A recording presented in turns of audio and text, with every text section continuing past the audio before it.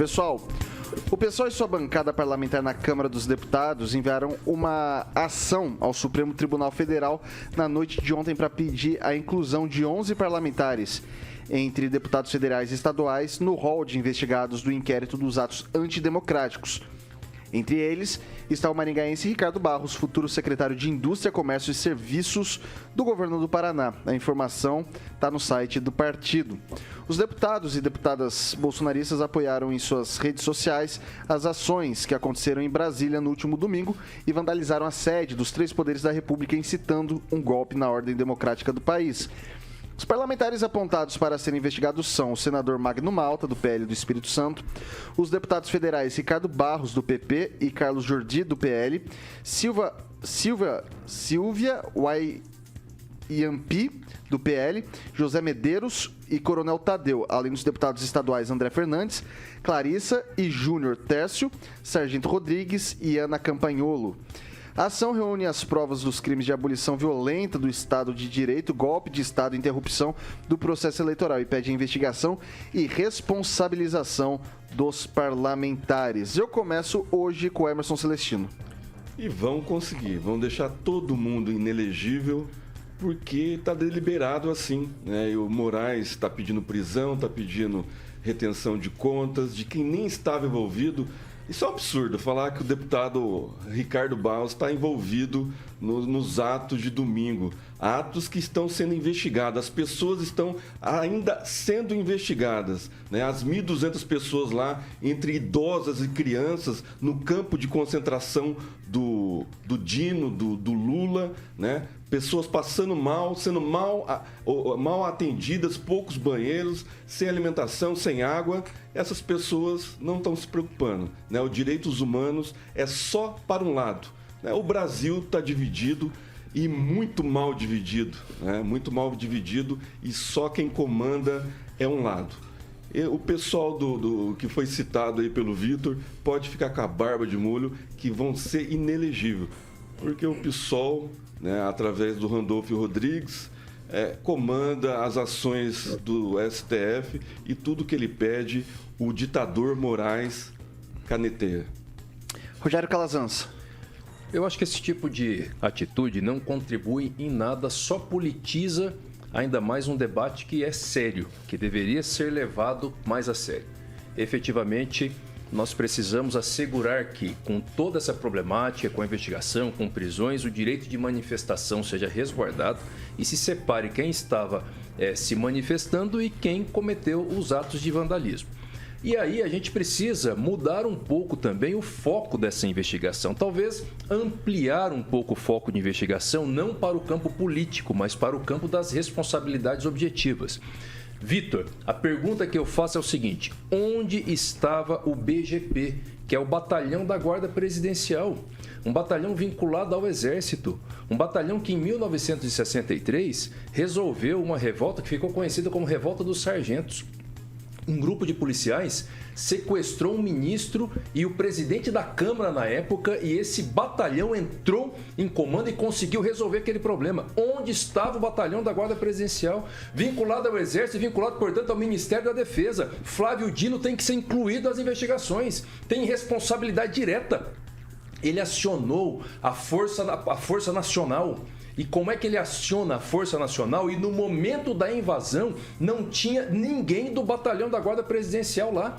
E mesmo assim, a imprensa já noticiou, uma parte dela noticiou que, ouvindo alguns generais que fazem parte desse batalhão, eles confirmaram que o batalhão só foi acionado depois que os prédios já estavam ocupados, e ainda assim a quantidade de efetivo que foi mandado para lá foi muito pequena. Veja bem, se o atual ministro da Defesa deu entrevista dizendo que já tinha autorizado o uso da Força Nacional, porque ele tinha informações da ABIN, da Inteligência Brasileira, de que poderia haver aquilo, tudo o que aconteceu. E por que então não foi acionado o batalhão da Guarda Presidencial? Estamos falando tanto do governador do Distrito Federal, que tem que ser investigado mesmo, mas também deve ser incluído na investigação o senhor Flávio Dino, porque ele é o ministro da Defesa e nada fez de objetivo. Não tem uma demonstração sequer de que esse ministro tenha, por exemplo, falado com o governador. Olha, eu tenho aqui um relatório da ABIN dizendo que isso está acontecendo e tenha passado informações objetivas. Então, o PSOL, ao invés de tentar colocar o Ricardo Barros, que não tem nada a ver com a história, que é só uma politização do debate, deveria pedir a inclusão do ministro da Defesa.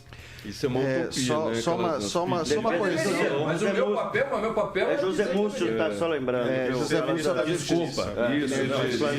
Isso da Justiça. Mas só para encerrar, se me permite, você tem razão. Me perdoem que de fato eu fiz uma confusão com os nomes. Mas o Flávio Dino tem que ser incluído porque foi ele, na condição de ministro da Justiça, quem se manifestou publicamente dizendo que já tinha autorizado o juiz da Força Nacional, dizendo que tinha informações da ABIN e, portanto, sabia o que estava acontecendo. Então, tanto o ministro da Defesa quanto o ministro da Justiça, agora sim, precisam ser incluídos nessas investigações, porque me parece que está evidente que eles têm responsabilidade direta com esse quebra-quebra. Muitas coisas ainda estão surgindo e nós temos nuances que nós ainda não compreendemos. Então, ao menos, falo aqui por mim, falo em meu nome, eu tenho pouquíssimas certezas do que está acontecendo e bastante dúvidas. Então, eu acho que eu vou aqui levantar muito mais perguntas do que colaborar com respostas efetivas. Algumas coisas são óbvias e ouvi aqui o RCC News de ontem de manhã, ontem à noite. E, é claro, é senso comum aqui que houve crime. Houve crime. Depredação é crime tipificado. Uma coisa é manifestação pacífica, outra coisa completamente diferente é você depredar patrimônio público. Isso é inaceitável, isso é inconcebível. Ok. Agora, você tem que implicar, não 1.200, 1.500 pessoas que você ainda não sabe. Você tem que implicar aqueles que entraram, vandalizaram, depredaram ou também de modo objetivo. Você pode achar quem financiou, quem fez com que aquilo fosse possível. Agora, quando você começa a lidar com questões meramente ideológicas, onde você suspeita de vozes antagônicas e simplesmente porque você não gosta dessas vozes, porque são tidas como bolsonaristas, e aí você as equivale a vozes antidemocráticas, seja Ricardo Barros, seja Ana Campanholo, seja todos esses nomes que foram citados, aí eu acho que a gente entra num ambiente muito complexo, temerário. Por exemplo, o governador do Distrito Federal, como já foi colocado aqui, não é apenas que é estranho ele ser afastado. Não tem sentido nisso. Não existe processo penal, não existe denúncia do Ministério Público. Como assim, em uma canetada, você destitui um governante do Distrito Federal eleito pelo voto popular? Eleito. Pronto. E tem um problema legal, se me permite, e tem um problema legal, inclusive. Isso. Ouvi na Jovem Pan ontem à noite, achei muito interessante, o ex-presidente do Tribunal de Justiça de São Paulo, inclusive, comentando isso. E a Constituição diz que quem tem competência para lidar com as questões referentes a governadores é o STJ. Perfeito. E tanto que já houve a denúncia lá. Isso. Mais uma vez, o senhor Alexandre de Moraes se avoca na condição de super-herói acima da República. Então, o que acontece, Vitor e toda a bancada? Muitas coisas nós não sabemos. Por exemplo, nós não sabemos, embora podemos suspeitar aqui, que o Anderson Torres, que inclusive acabou de ter sua prisão decretada, tá? Se isso é legítimo ou não também, acho que cabe discussão da bancada aqui, juristas e tudo mais. Tá na pauta, inclusive. Tá na pauta? Tá ok. na Houve pauta. uma facilitação.